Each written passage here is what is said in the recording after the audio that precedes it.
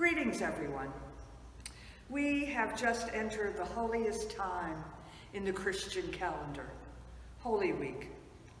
It is the week when we remember Jesus' walk toward the cross. And while it is a somber week, we know that Jesus' death on the cross is not the final chapter of the story. We know that beyond the cross, after the death, we will discover the empty tomb, and we will celebrate the risen Christ.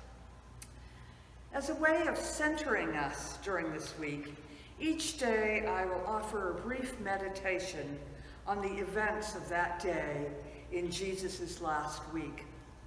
I hope this will help you to go a little deeper into the meaning and into the promise of the sacred season. Hear these words from Mark's Gospel. Then they came to Jerusalem, and he entered the temple and began to drive out those who were selling and those who were buying in the temple. And he overturned the tables of the money changers and the seats of those who sold doves. And he would not allow anyone to carry anything through the temple.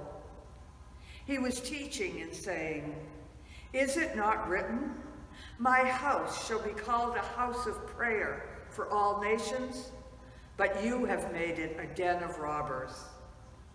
And when the chief priests and the scribes heard it, they kept looking for a way to kill him, for they were afraid of him, because the whole crowd was spellbound by his teaching. And when evening came, Jesus and his disciples went out of the city. Please be with me in prayer. Jesus, cleanser of temples and souls, look deep within our hearts and our lives and clear away all that holds us back.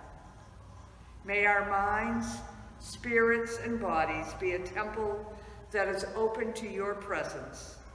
And may our words and our actions be transparent to your love and your truth.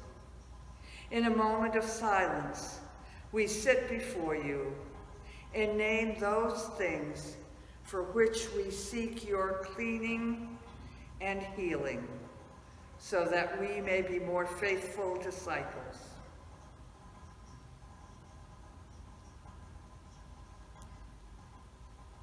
Amen. It was on the Monday that religion got in the way. An outsider would have thought that it was a pet store's fire sale. And the outsider, in some ways, wouldn't have been far wrong. Only, it wasn't household pets. It was pigeons that were being purchased. And it wasn't a fire sale. It was a rip-off stall in a holy temple, bartering birds for sacrifice. And the price was something only the rich could afford.